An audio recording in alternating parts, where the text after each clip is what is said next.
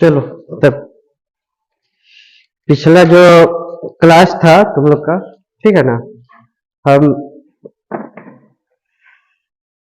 Start करते हैं आज हम करंट से, ठीक है ना।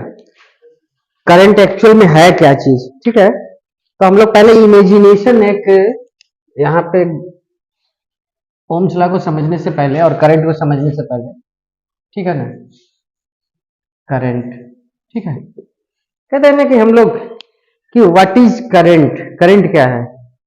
Flow of electrons. नहीं, यहीं पे आदमी गड़बड़ करता है, इलेक्ट्रॉन्स नहीं कहेंगे, फ्लो ऑफ चार्ज, क्योंकि पॉजिटिव और नेगेटिव दोनों करंट का फ्लोएशन होता है। तो करंट क्या है यहाँ पे? फ्लो ऑफ चार्ज, ठीक है, फ्लो ऑफ चार्ज है। इसको समझने के लिए पहले हम एक वाटर टैंक का उदाहरण हम लोग लेते हैं, ठीक है। जैसे क्यों फ्लोएशन होता है करंट का, ये समझना हमको है पहले। नल का टैप देखा है ना, ठीक है, ये टैप है। इस वाले टैंक को पूरा भर दिया जाए, ठीक है, पूरा भर दिया गया। अब इस टैंक को खोलते हैं, धीरे धीरे धीरे धीरे खोलते हैं, मतलब कि यहां करंट यानी पानी का फ्लोएशन स्टार्ट होगा, ठीक है। इसको सिमिलरली हम यहां पे डिफाइन करते हैं, एक और सर्किट हम लोग बनाते हैं।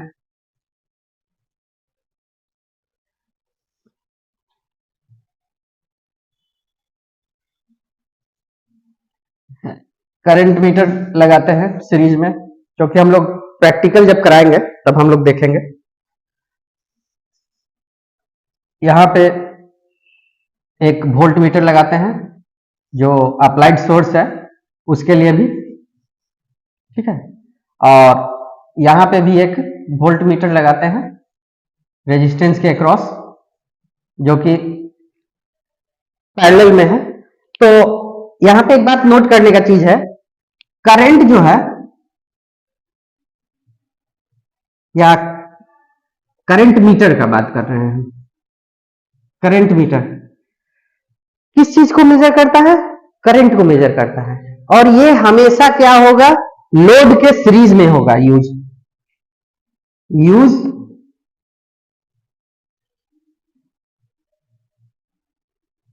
With load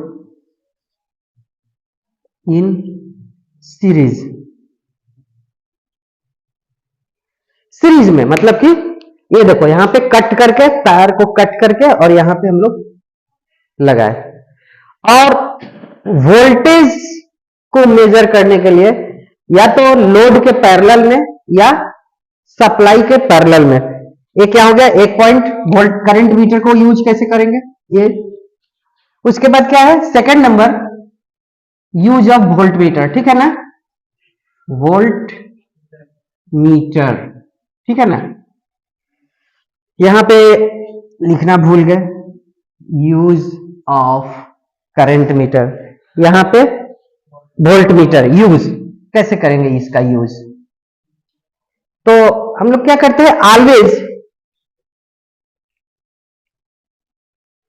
always use in parallel with load और सप्लाई, ठीक है।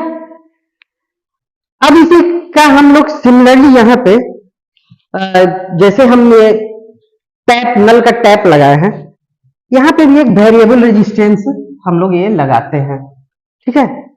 तो वेरिएबल रेजिस्टेंस लगा रहे हैं, इसमें बहुत तरह का लॉट्स ऑफ रेजिस्टेंस आपको मिलेगा, ठीक है।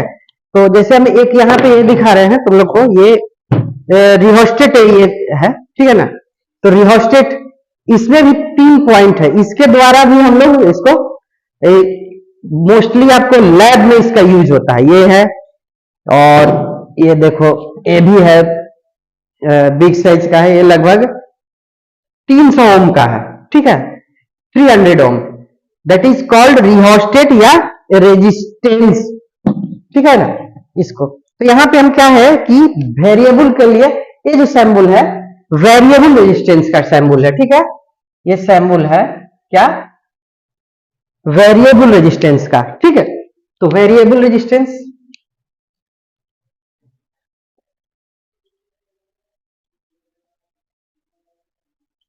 ये वेरिएबल रेजिस्टेंस का सिंबल है, ठीक है। अब हम यहां पे समझते हैं एक्चुअल में करंट क्या है। इसके इस सर्किट को ये अपना जो हम लोग जो नॉर्मली जो हम लोग देखते हैं उसके साथ कोरिलेट करते हैं। कोरिलेट करने का मतलब उसके साथ रख करके हम लोग समझने का कोशिश करते हैं, ठीक है। तो क्या है, अब हम जैसे ही यहां पे हम क्या करते हैं कि रेजिस्टेंस को यहां पे अगर हम रेजिस्टेंस को घटाते बढ़ाते हैं तो ये जैसे हम इसका ये खोलेंगे तो टैप का वैल्यू प्रेशर जो है उसमें जो करंट या पानी का फ्लोएसेंस के लिए टैप में कंट्रोल बना हुआ रहता है, उसका जो होल्स होता है उसको कंट्रोल करते हैं उसका, ठीक है। तो यहां ये कब तक फ्लो होगा करंट, यानी कि इसका पानी का करंट यानी कि पानी का धारा कब तक फ्लो होगा इस टैंक में, कब तक भरेगा, जब तक इक्वल नहीं होगा, यानी कि अभी पोटेंशियल ये हाई है, ठीक है, और ये लो पोटेंशियल है, ठीक है। यहां पर भी क्या है, ये पॉजिटिव है और ये निगेटिव है, यानी ये हाई पोटेंशियल है, ठीक है।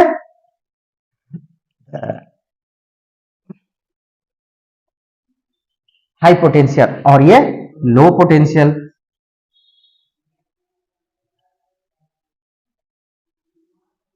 Low potential.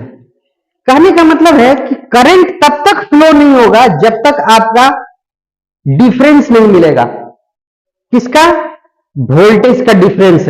हमारा शर्त है होना चाहिए, क्या शर्त होना चाहिए कि नंबर 1 एक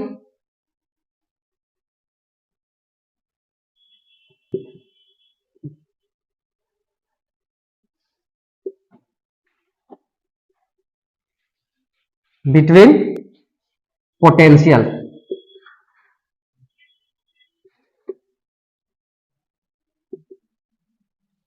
ठीक है, डिफरेंस बिटवीन पोटेंशियल, ठीक है। तो पोटेंशियल डिफरेंस जब तक नहीं रहेगा, ठीक है, तब तक हम हमारा करंट का फ्लोएशन नहीं होता है। इसलिए कहते हैं नहीं कि कुछ लोग कहते हैं नहीं, कह रहे तार को पकड़ लिया, तार को पकड़ करके उसमें करंट का फ्लोएशन उसको नहीं मिल रहा करंट, क्यों, क्योंकि वो लोग एक ही तार को पकड़े हुए हैं। तो जब एक तार को पकड़े हुए हैं तो वहां पे कोई डिफरेंस नहीं है, लेकिन जैसे ही फेज और न्यूट्रल के बीच बल्ब को लगाओ, बल्ब में दो तार होता है ना, तो एक बल्ब का एक टर्मिनल फेज पे और एक टर्मिनल दोनों एक ही फेज में डाल दो, कभी बल्ब नहीं ग्लो होगा। जब तक 2 पॉइंट होता है उसका, एक हाई पोटेंशियल और लो पोटेंशियल, फेज और न्यूट्रल भी कहते हैं, ठीक है। तो जब तक नहीं होगा, डिफरेंस नहीं होगा, तब तक करंट का फ्लोएशन नहीं होगा, ठीक है। तो यहां पे यही चीज है, ये कब तक फ्लो होता है, जब तक लेवल दोनों का बराबर नहीं हो जाता है, मीन्स इसके बराबर, यहां पे भी ये बराबर, जब ये बराबर हो गया तो पोटेंशियल हमारा 0 हो गया, यानी इसको पोटेंशियल को अगर हम मान लेते हैं V और इसको भी मान ले V, तो V minus V is equal to क्या हो गया, 0 हो गया। तो वहां पे कोई करंट का फ्लोएशन नहीं होगा, ठीक है। इस पे हम लोग मैथमेटिक्स भी बनाएंगे, सॉल्व करेंगे हम लोग, जब प्रैक्टिकल होगा उस समय भी हम लोग सॉल्व करेंगे, ठीक है। तो ये कंडीशंस है। तो सिमिलरली जिस तरह से यहां पे ये हो रहा है, तो यहां पे भी चार्ज का फ्लोएशन होता है, चार्ज का फ्लोएशन होता है जैसे ही हम ये इसको रेजिस्टेंस को घटाते या बढ़ाते हैं, यहां पे भी करंट का फ्लोएशन स्टार्ट होता है। और कब तक बहता है। बैटरी लगाया ना, बैटरी टॉर्च भी यूज किए होगे, तो जब तक चलता है जब तक दोनों का पोटेंशियल सेम नहीं हो गया तब तक। या फिर किसी के घर में आजकल इन्वर्टर यूज होता है, तो इन्वर्टर क्या होता है कि उसमें भी पोटेंशियल हाई और लो होता है। जब चल रहा है, एक टाइम आता है कि वो शट डाउन हो जाता है, मीन्स आपका लगभग पोटेंशियल बराबर हो जाएगा। जब पोटेंशियल बराबर हो गया तो आपका, लेकिन आजकल क्या है कि इन्वर्टर में सिस्टम ऐसा दे दिया गया है कि उस लेवल का वोल्टेज जाने से पहले उसको कट ऑफ कर दिया जाता है। लेकिन अगर हम बात करते हैं पुराने समय में जो बैटरी हम लोग यूज करते थे, या आज भी जो हम लोग यूज करते हैं, बैटरी यूज करते हैं, तब तक जलता है जब तक कि पोटेंशियल दोनों का शून्य नहीं हो जाता है। ठीक है, तो यहां पे इसी तरह से हम अगर बात करते हैं पूरी तरह से शॉर्ट हो जाना, कहते हैं ना कि बैटरी पूरी तरह से शॉर्ट हो गया, एकदम शॉर्ट हो जाएगा तो कोई भी करंट नहीं बताएगा, कोई भी वोल्टेज हमारा नहीं बताएगा। ठीक ना, तो ये सारा चीज है, कंडीशंस आपको समझना पड़ेगा। ठीक है, ओके, मिटा देते हैं।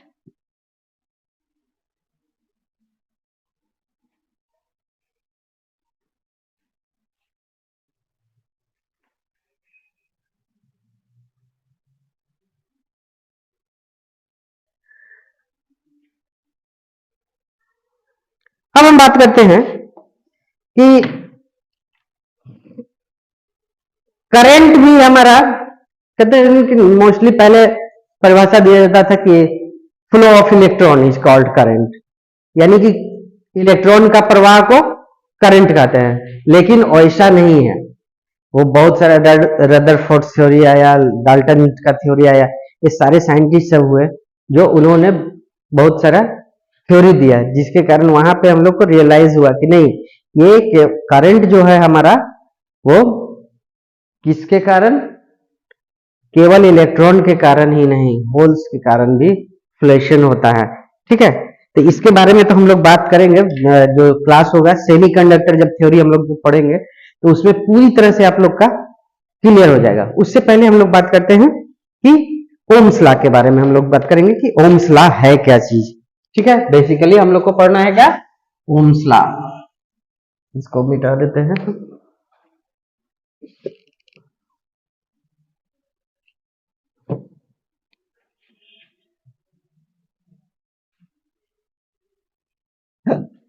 ओम्स लॉ, ओम्स लॉ क्या कहता है कि किसी, हाँ एक चीज और ध्यान देना है कि ओम्स लॉ अप्लाई जहां करेंगे वो केवल डीसी सर्किट के लिए होता है। क्या होता है, ohm's law applied only DC circuit.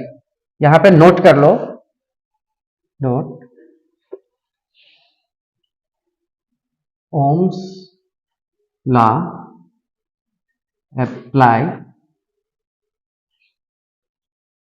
इन only DC circuit. DC circuit के लिए हम लोग ये बात करते हैं। ठीक है ना, ओम्स लॉ डीसी सर्किट को ही फॉलो करता है। अगर हम एसी सर्किट में बात करेंगे तो एसी सर्किट में हम लोग वहां पे काम नहीं करेगा। एसी सर्किट में हम लोग फिर दूसरा थ्योरी पढ़ते हैं, एसी थ्योरी पढ़ते हैं। एसी थ्योरी को भी हम लोग नेक्स्ट जो आपका जब चलेंगे हम लोग क्लास लेंगे तो उस समय आप लोग का कॉन्सेप्ट क्लियर हो जाएगा। तो हम लोग पहले बात करते हैं कि ओम्स लॉ है क्या। ठीक है, उसके लिए हम पहले सबसे पहले एक सर्किट जो पीछे भी हम पढ़ाए थे उसमें बनाए थे एक सर्किट, तो उस सर्किट को हम पहले फर्स्ट एट ऑल ड्रॉ कर लेते हैं। ये देखो रेजिस्टेंस है और यहाँ पे एक एम्पियर मीटर लगाते हैं और यहाँ पे एक वोल्ट मीटर लगाते हैं।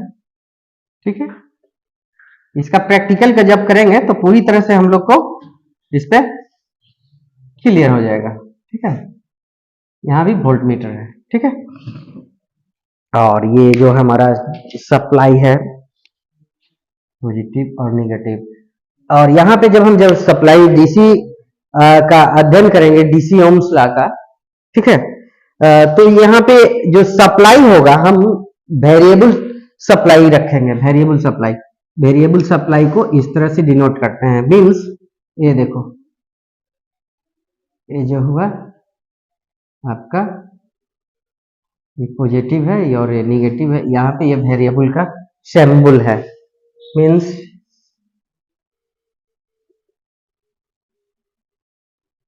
डीसी, ठीक है, सिंबल। तो ये वेरिएबल डीसी का यूज करते हैं हम लोग ओम्स लॉ के लिए स्टडी करने के लिए, ठीक है।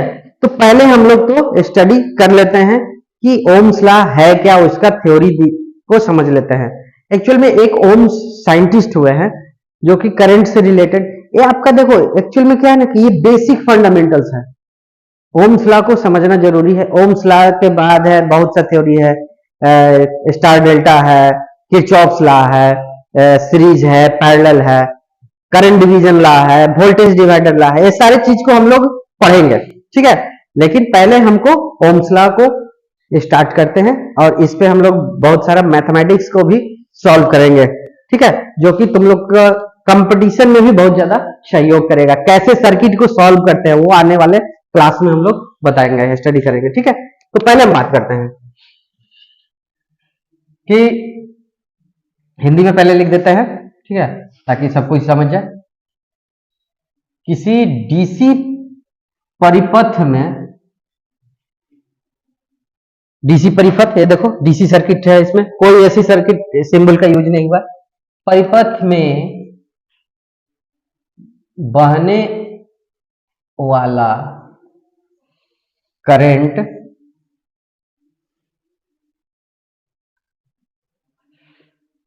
वोल्टेज के समानुपाती होता है। या इसको इस तरह से भी लिख सकते हैं, ये फर्स्ट है, सेकंड इस तरह से भी लिख सकते हैं, किसी डीसी परिपथ में लगाया गया voltage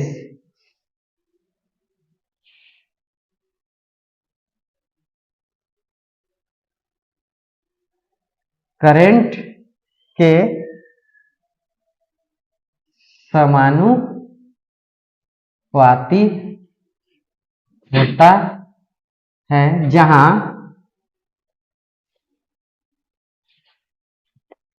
resistance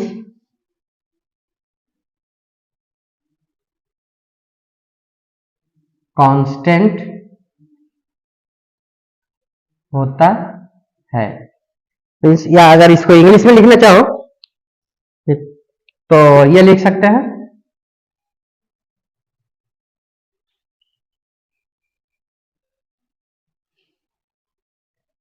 in a DC circuit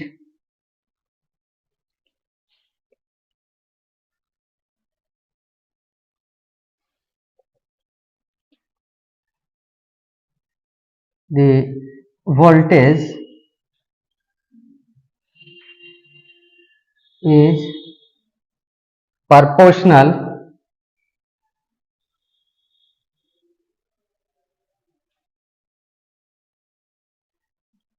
to the current, ठीक है।